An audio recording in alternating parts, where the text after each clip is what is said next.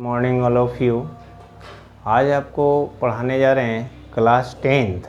इसके पहले 12th पढ़ा रहे थे और भी उसमें बहुत सारा चैप्टर पढ़ाएंगे, लेकिन कुछ चैप्टर जो है क्लास 10th के लिए भी शुरुआत करते हैं। तो एनसीईआरटी बुक में ये चैप्टर 6 जो है ट्रेंगल है। ट्रेंगल चैप्टर्स ज्योमेट्री से शुरू करते हैं, बहुत आसान है।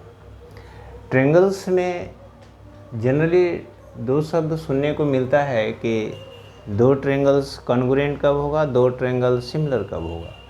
तो सबसे पहले हम कॉन्ग्रुएंट के बारे में कि दो ट्रेंगल कॉन्ग्रुएंट कब होगा, दो ज्योमेट्रिकल शेप कॉन्ग्रुएंट कब होगा, दो ज्योमेट्रिकल शेप सिमिलर कब होगा। तो सबसे पहले कॉन्ग्रुएंट के बारे में चर्च करेंगे, डिस्कस करेंगे। Congruent figure, congruent triangles, congruent triangle आएगा या कॉन्ग्रुएंट ज्योमेट्रिकल फिगर आएगा तो टू फिगर्स या two geometrical figures do have same shape and size. Same shape और साइज यदि है तो कॉन्ग्रुएंट है। टू ज्योमेट्रिकल जो है shape, two geometrical figures which have same shape and size, have same shape and size। उसका shape और size जो है सो सेम होना चाहिए। शेप और साइज सेम होना चाहिए। मान लिया हम दो ट्रायंगल लेते हैं, दो ट्रायंगल को हम कॉन्ग्रुएंट कब कहेंगे? जब दो ट्रायंगल्स का क्रॉसपॉन्डिंग साइड्स और क्रॉसपॉन्डिंग एंगल दोनों इक्वल हो जाए। A B C D E और एफ है, इसको कॉन्ग्रुएंट कहेंगे। कब कॉन्ग्रुएंट कहेंगे? जब उसका क्रॉसपॉन्डिंग एंगल जो है इक्वल आ जाए। क्रॉसपॉन्डिंग एंगल क्या आ जाए? इक्वल आ जाए। क्रॉसपॉन्डिंग एंगल जो ही इक्वल आएगा, ऑल्सो देयर कॉरस्पॉन्डिंग साइड यानी ए बी का साइड हो गया सो डी, और बी सी का कॉरस्पॉन्डिंग साइड्स हो गया बी सी का कॉरस्पॉन्डिंग साइड्स जो है ई एफ आ गया, और ए सी का कॉरस्पॉन्डिंग साइड्स जो है डी एफ आ गया। यदि इस तरह से मिल जाए, कॉरस्पॉन्डिंग साइड्स प्रोपोर्शनल हो जाए अदर ट्रायंगल का, और ईच अदर्स कॉरस्पॉन्डिंग एंगल जो है इक्वल हो जाए, तो बोथ केस में ट्रायंगल कॉन्ग्रुएंट कहलाएगा। और कॉन्ग्रुएंट को इस तरह से इंडिकेट करते हैं। तो सवाल आता है कि सिमिलर कब कहलाएंगे? दो ज्योमेट्रिकल शेप जो है, दो ज्योमेट्रिकल फिगर जो है सो सिमिलर कहलाएंगे इफ़ उसका शेप जो है उसका शेप सेम होना चाहिए। साइज मे और मे नॉट बी साइज। तो सिमिलर में क्या होगा? सिमिलर कब कहलाएगा? Geometricals two geometricals figures which have same shape but size may or may not be equal। हो भी सकता है, नहीं भी हो सकता है। तो उसको हम लोग क्या बोलेंगे? सिमिलर बोलेंगे। कहोगे कि सर दो ज्योमेट्रिकल शेप बताइए जो सिमिलर हो, और सिमिलर को हम लोग कैसे इंडिकेट करेंगे? सिमिलर को हम लोग किस तरह से इंडिकेट करेंगे? सपोज कर लिए कि दो लाइन सेगमेंट लेते हैं, ये लाइन सेगमेंट ये, तो दोनों लाइन सेगमेंट का क्या देख रहे हैं? शेप सेम है, दोनों स्ट्रेट लाइन है। साइज डिफरेंट हो सकता है, ये भी सिमिलर है। सेकेंड में मान लिया डिफरेंट ईयर का ले लें, डिफरेंट ईयर का कॉइन्स ले लें, या डिफरेंट डिफरेंट रेडियस का सर्कल ले लें, एक ऐसा ले लें, ये भी सिमिलर है, कारण दोनों का शेप जो है इक्वल है, साइज डिफरेंट है। मान लिया हम एक ट्रायंगल ले लेते हैं, एक इस तरह से लेते हैं, एक ट्रायंगल हम इतना बड़ा लेते हैं, ये भी सिमिलर है। तो जो टू ज्योमेट्रिकल फिगर्स को सिमिलर कब कहेंगे? सिर्फ उसका शेप देखना है, साइज में और में नोट भी इक्वल। यानी हम नोट में कह सकते हैं, नोट में हम इस तरह से कह सकते हैं कॉन्ग्रुएंट टू कॉन्ग्रुएंट फिगर जो है similar, two congruent figure, two geometrical two congruent figure be similar, but two similar figure may or may not be congruent है ना। तो इस तरह से ध्यान रखना है। चैप्टर 6 में कॉन्ग्रुएंसी और सिमिलरिटी। तो कॉन्ग्रुएंसी समझ गए होंगे कि ज्योमेट्रिकल टू शेप जिसका शेप और साइज, टू ज्योमेट्रिकल फिगर जिसका शेप और साइज इक्वल हो, और सिमिलर का केस में टू शेप और साइज यदि इक्वल हो गया कॉन्ग्रुएंट हो गया। तो इन सिमिलर में क्या हो गया, उसका शेप इक्वल होगा, साइज में और में नोट। तो इस तरह से इसमें वेरी इंपॉर्टेंट थ्योरम है एक, थेल्स का थ्योरम। इसमें पढ़िएगा आप, चैप्टर 6 में थेल्स का थ्योरम है, उसका कन्वर्स है, कन्वर्स पार्ट है। नेक्स्ट एक्सरसाइज में मिलेगा आपको पाइथागोरस का थ्योरम है और उसका कन्वर्स पार्ट है। थ्योरम को यूज करके हम लोग अपना प्रॉब्लम को, हम अपना सॉल्व को, हम अपना ये सॉल्यूशन को बहुत इजी बना लेते हैं। थेल्स का थ्योरम, या इसको कोई कहीं लिखा रहता है बेसिक प्रोपोर्शनैलिटी, है ना, बेसिक प्रोपोर्शनैलिटी थ्योरम, ये ऐसा भी हम नाम से जाना जाता है। तो थेल्स का थ्योरम, थेल्स ग्रीक मैथमेटिशियन से एक थ्योरम बनाए कि if a line drawn parallel to एक लाइन है सो ड्रॉन करते हैं किसी ट्रायंगल का पैरेलल में, कोई भी एक साइड चूज कर लेंगे, उसका पैरेलल में एक लाइन ड्रॉ करेंगे। If a line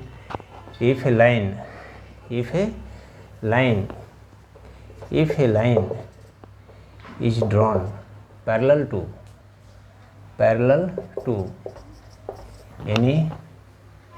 any side of a triangle का किसी एक साइड का पैरेलल में एक लाइन ड्रॉ करेंगे। A line is drawn parallel to any side of a triangle and it intersect other two sides at distinct point. Different point पर जो parallel है तो टू साइड्स को डिफरेंट पॉइंट पर सो इंटरसेक्ट करेगा।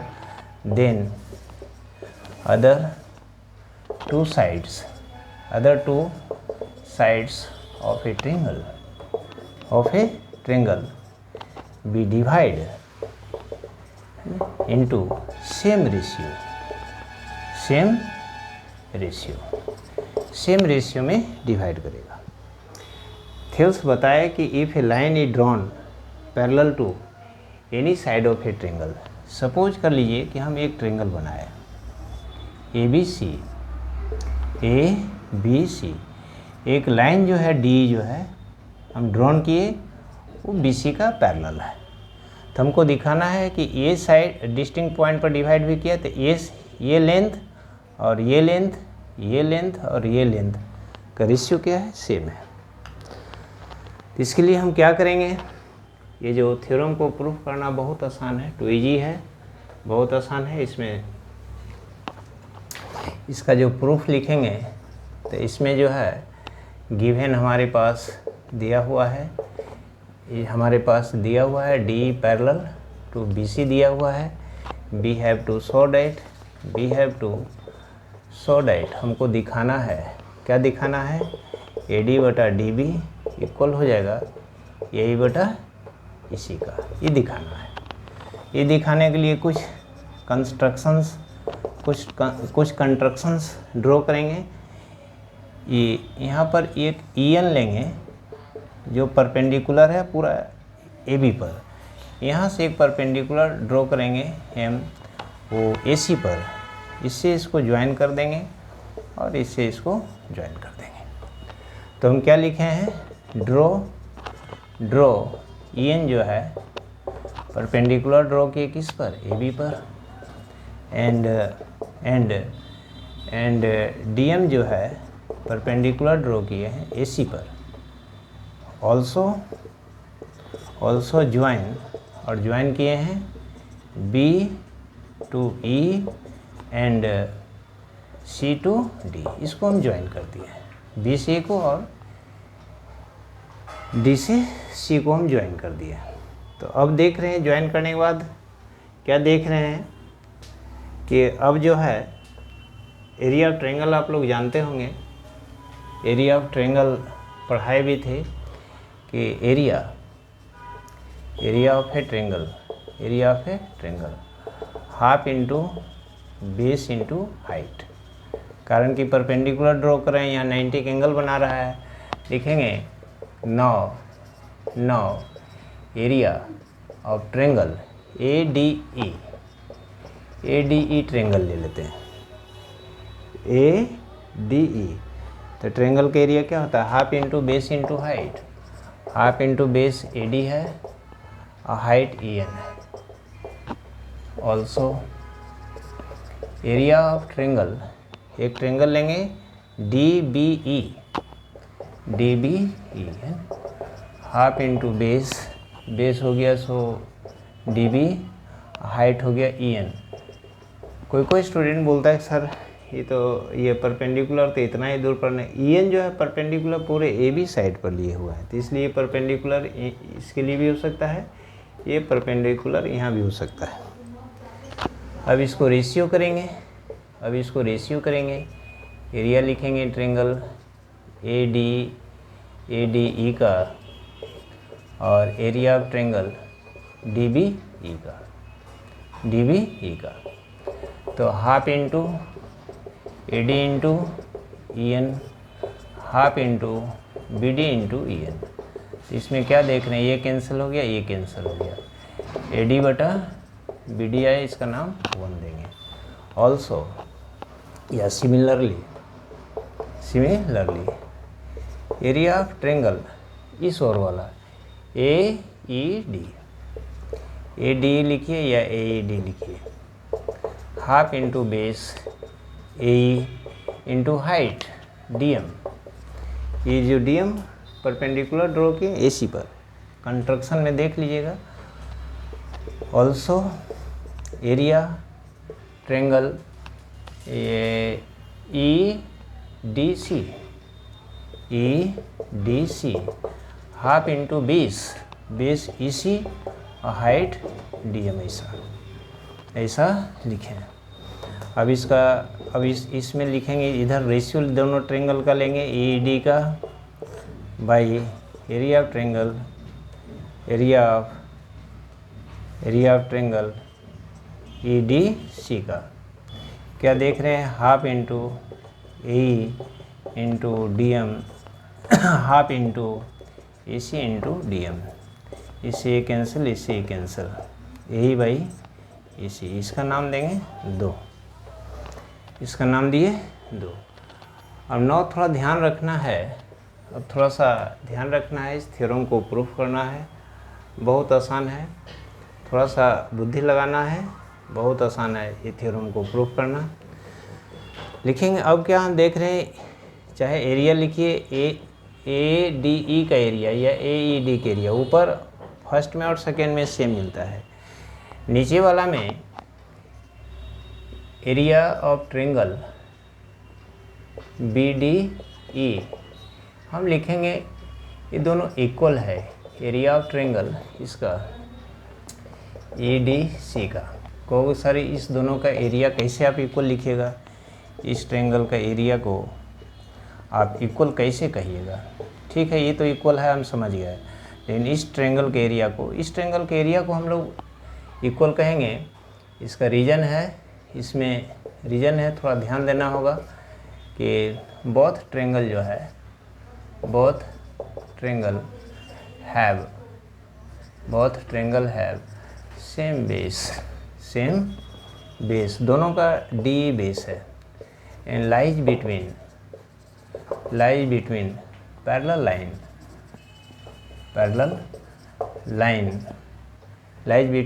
Line D and BC, इसलिए दोनों triangle का एरिया इक्वल है। thus एरिया जो है ट्रायंगल का BDE का इक्वल हो गया एरिया ऑफ ट्रायंगल DEC का, जो भी है। तो लिखेंगे now from 1 and 2, now from 1 and 2, now from 1 and 2, now from 1 and 2, 1 और 2 से हम क्या देखते हैं, एरिया ऑफ ट्रायंगल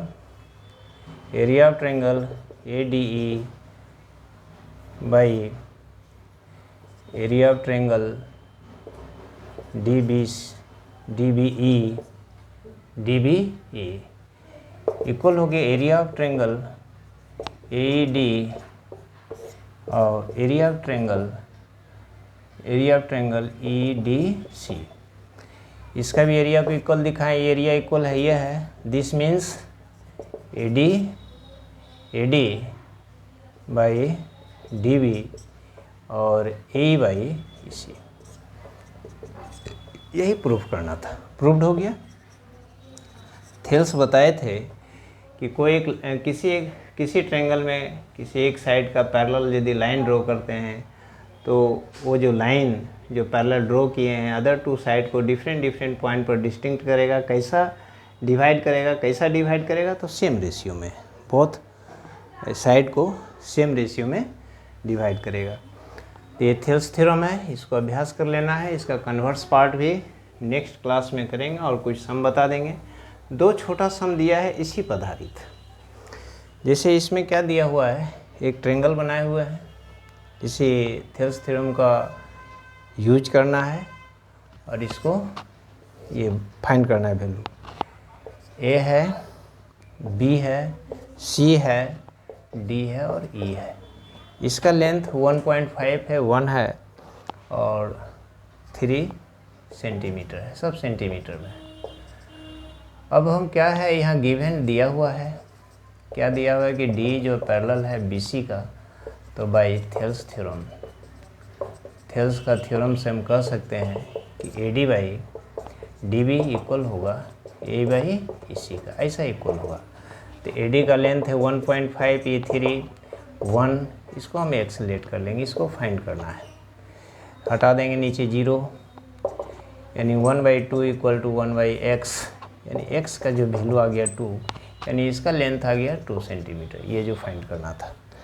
सिमिलरली इसी तरह का नेक्स्ट जो सम है दिया हुआ है, एक फिगर ऐसे हम ड्रॉ किए हुए हैं, इसमें भी थेल्स थ्योरम का यूज होगा।